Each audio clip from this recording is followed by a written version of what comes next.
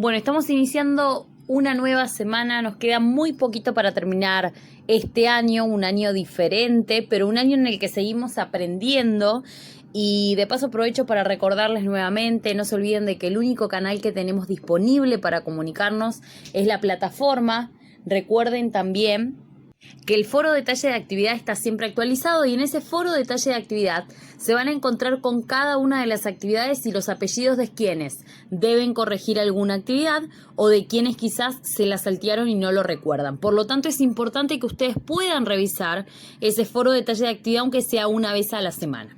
Arrancamos con un nuevo tema y para esta semana la actividad básicamente es escuchar este video y verlo obviamente, y lo que tenemos que lograr es tomar apuntes. Entonces arrancamos con el tema de esta semana: control nervioso en los animales. Sabemos que los animales se relacionan y que responden a estímulos, pero que cada uno lo hace de una forma diferente. No responde de la misma manera una estrella de mar, por ejemplo, que lo hace un insecto, ni por ejemplo que lo hace un ave o un mamífero. Cada uno de los seres vivos poseen diferentes formas de organización, algunos más simples, otras más complejas, algunos tienen tejidos especializados, otros no. Y hay algo que es muy importante y que es con lo que quiero que arranquemos. Los animales tienen dos tipos de simetría. La simetría es algo así como la forma, podríamos decir, en las que se puede fraccionar o dividir su cuerpo. Hay animales que poseen simetría radial, como es por ejemplo el caso de la estrella de mar, que si nosotros cortamos en secciones a la estrella de mar, más o menos queda en secciones iguales. Es como si yo agarrara la rueda de una bici y la corto en radios, o sea, tomo un punto central y desde ahí empiezo a tomar divisiones y tengo más o menos partes iguales, radios iguales. Lo mismo pasa, por ejemplo, con una naranja. Si yo la corto la naranja en gajitos a la mitad, voy a notar que también pasa lo mismo, tengo radios iguales. Pero hay otros animales que tienen simetría bilateral. ¿Qué quiere decir eso? Que si yo los corto al medio, podríamos decir que tenemos casi dos partes iguales entre sí. Es, por ejemplo, nuestro caso, el de los humanos. ¿Cuál es la diferencia entre esto? Bueno, aquellos animales que tienen simetría radial, como es el caso de la estrella de mar que yo les contaba, generalmente responden a estímulos que pueden llegar de cualquier dirección. Y es una forma simple de responder a estímulos, pero los que tienen simetría bilateral generalmente son los animales que tienen mayor movilidad. Los otros, en general, los de simetría radial son más sedentarios o de poca movilidad. Los de simetría bilateral tienen gran movilidad y además su sistema nervioso les permite procesar más información y producir respuestas más elaboradas y complejas. A los invertebrados, por ejemplo, se los llama también hiponeuros. ¿Qué quiere decir eso? Que su sistema nervioso está por debajo del sistema digestivo. Pero está otro caso, que son los epineuros, en donde su sistema nervioso está por encima del sistema digestivo, como pasa en nuestro caso. Nuestro sistema nervioso se concentra en donde sería la zona de la cabeza y nuestro sistema digestivo está en la zona del tórax. Si avanzamos un poco más, vamos a hablar sobre el control nervioso en los invertebrados. Invertebrados tenemos, por ejemplo, la esponja que ustedes están viendo ahí en pantalla, y en el caso de las esponjas, lo que tienen es un sistema en donde hay células que están como aisladas, tienen células en la epidermis, o sea, en la parte exterior de sus estructuras, y esas células son las que pueden responder a estímulos que pueden llegar de cualquier parte del cuerpo. Por lo tanto, responden, pero más bien obviamente que tienen respuestas muy simples. Por otro lado, otro de los seres vivos que están viendo es una medusa. Las medusas, que también las deben haber visto en algún capítulo de Bob Esponja, en algunos casos tienen un fenómeno que se llama bioluminiscencia, producen luz. Estas medusas tienen un sistema un poquito más avanzado a pesar de ser invertebradas. Las medusas, las hidras y otros nidarios tienen un sistema en donde hay neuronas que están conectadas y que se extienden por todo su cuerpo. ¿Esto qué hace? Que se crea algo así como una red nerviosa. Por lo tanto, esto permite que puedan responder de una manera un poco más compleja y avanzada. Si avanzamos un poco más, ahí ustedes están viendo a un anélido, a una lombriz de tierra, pero también podríamos hablar de animales como por ejemplo los moluscos, como podría ser un caracol. Y lo que vamos a ver es que estos animales tienen un sistema nervioso en donde tienen un cordón nervioso. ¿Qué quiere decir eso? Que tienen unas neuronas que se organizan formando un cordón, como una especie, podríamos decir, de hilo nervioso, pero que tiene varios ganglios. ¿Qué es un ganglio? Un ganglio es un conjunto de neuronas que forman algo así como una esfera, podríamos decir. Y en esos ganglios justamente se puede, de alguna manera, elaborar mejor una respuesta. Se procesa mejor la información y se elabora mejor una respuesta. Por eso los animales como por ejemplo esta lombriz de tierra que estamos viendo son un poco más avanzados dentro de los invertebrados en su sistema nervioso, porque tienen estos cordones nerviosos que están formados por neuronas, pero a su vez tienen ganglios que son estas neuronas que están asociadas y que permiten respuestas más complejas. Tenemos otro caso que ustedes están viendo ahí, que es por ejemplo el de un saltamontes. Los saltamontes pertenecen al grupo de los artrópodos, los insectos, y tienen un sistema nervioso parecido al de las lombrices que recién vimos, pero acá tienen 3 pares de ganglios cerebrales. En la zona de la cabeza tienen unos ganglios que se parecen al cerebro. Obviamente que no tienen la capacidad de inteligencia, de memoria, todavía eso no aparece, pero empiezan a aparecer unas estructuras parecidas a lo que sería un cerebro. En el caso, por ejemplo, de estos saltamontes, tienen 3 ganglios, recordemos que eran estos conjuntos de células, los tienen en la zona de la cabeza, pero además los órganos de los sentidos están muy desarrollados. Y tenemos que hablar también de que muchos insectos, como pasa por ejemplo en las arañas, pueden moverse, pueden correr y pueden realizar otras actividades inclusive después de eliminarles el cerebro. Lo mismo pasa con el saltamontes. Si avanzamos un poco más, nos vamos a encontrar ya con animales como pasa con el pulpo y el calamar. En la pantalla ustedes tienen ahora el pulpo. Estos animales ahora tienen un ganglio que se le llama cefálico. Es un ganglio que está justamente en la zona de la cabeza y que actúa como un verdadero cerebro. Eso les permite, por ejemplo, diferenciar imágenes. Eso les permite también poder responder mejor a los estímulos que tienen. Por lo tanto, dentro de los invertebrados, los que tienen un sistema nervioso más avanzado son estos, los pulpos y los calamares, que se denominan cefalópodos. Y avancemos un poquito más.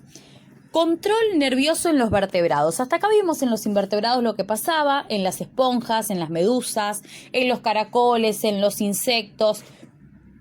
Pero ahora hablemos sobre los vertebrados. En los vertebrados ocurre algo que se llama encefalización. ¿Qué quiere decir esto? Que el sistema nervioso se localiza en un área determinada.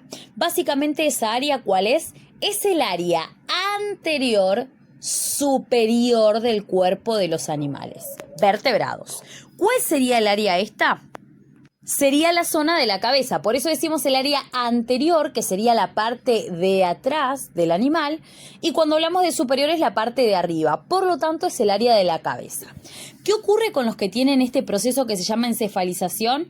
Pueden desarrollar mucho mejor actividades como por ejemplo responder a acciones complejas, la inteligencia la desarrollan mucho mejor, esta capacidad como dije de responder a estímulos, y vamos a hablar también sobre lo que tiene que ver con la comunicación, con la memoria, pero hablemos sobre los vertebrados. Dentro de vertebrados hay muchos grupos, hay peces, hay anfibios, hay reptiles, hay aves, hay mamíferos, y ahí ustedes están viendo en pantalla lo que tiene que ver con las estructuras del encéfalo, cómo es el encéfalo de cada uno de estos grupos. Tenemos ahí el cerebro de los peces y de los anfibios, y quiero que con eso nos metamos.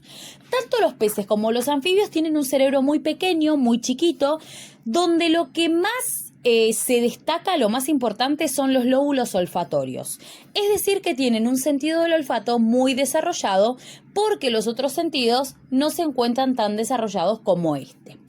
En el bulbo raquídeo también que tienen, suelen aparecer 2 neuronas gigantes, que esas neuronas lo que permiten es que se coordinen los movimientos natatorios. Recordemos que tanto peces como anfibios viven en el agua, por lo tanto es importante que esta estructura que les estoy contando, que es el bulbo raquídeo, les permite justamente que los movimientos que hacen en el agua sean coordinados y controlados.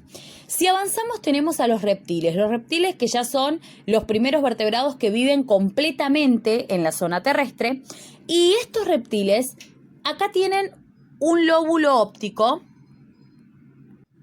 muy desarrollado. Eso quiere decir que acá la visión empieza a cobrar un sentido mucho más importante. Y algo que aparece también es que aparece la sustancia gris en la superficie del cerebro. Por lo tanto, acá empiezan a procesar mucho mejor la información que les llega, tanto del exterior como del interior de su cuerpo. En las aves el cerebro también es distinto porque es más grande, hay más sustancia gris todavía, y acá lo que tenemos que decir es que los lóbulos ópticos son muy importantes también. Las aves tienen una visión muy destacada, pueden ver a una distancia increíble dependiendo de la especie, pero además el cerebelo de las aves tiene una gran importancia porque debe coordinar el vuelo, el equilibrio, la orientación. Por lo tanto, acá esta estructura también es muy marcada. Y si avanzamos tenemos lo que sería el encéfalo de los mamíferos. Mamíferos que ahí hablamos, por ejemplo, de nosotros, de un perro, de un elefante. Bueno, los mamíferos tienen un encéfalo en donde ya está mucho más desarrollado, en donde además el cerebro tiene una porción muy destacada y además lo que vamos a notar es que en el cerebro aparecen los que se llaman la corteza cerebral. Y esa corteza cerebral suele estar así como marcada. Ustedes van a notar que no es lisa la corteza cerebral, sino que van a notar que tiene así como marcas, y eso en realidad se llaman circunvalaciones. ¿Qué permite eso? Que tenga más superficie el cerebro. Por lo tanto, se va a procesar más la información y se almacena mucho mejor. Y eso también tiene que ver con que el cerebro de los mamíferos está dividido en zonas o en áreas. Inclusive nuestro cerebro, puntualmente, también tiene un montón de áreas, el área motora, el área creativa, el área del lenguaje, y eso favorece justamente el desarrollo de un montón de estas actividades. Vamos a notar también que el cerebelo que tienen estos mamíferos alcanza un tamaño considerable y eso permite, por ejemplo, que cuando nosotros nos movemos sea de forma coordinada y estable. Cuando nosotros caminamos no perdemos el equilibrio, sino que movemos un pie, después el otro, se hace de manera continua sin que nosotros nos demos cuenta, pero ese equilibrio es gracias al cerebelo que tenemos. Y por otro lado, tanto lo que tiene que ver con los lóbulos olfatorios y ópticos, obviamente los que tienen que ver con el olfato y con la visión, son bastante más pequeños. Pero ojo, vamos a destacar también algunas cuestiones que son importantes.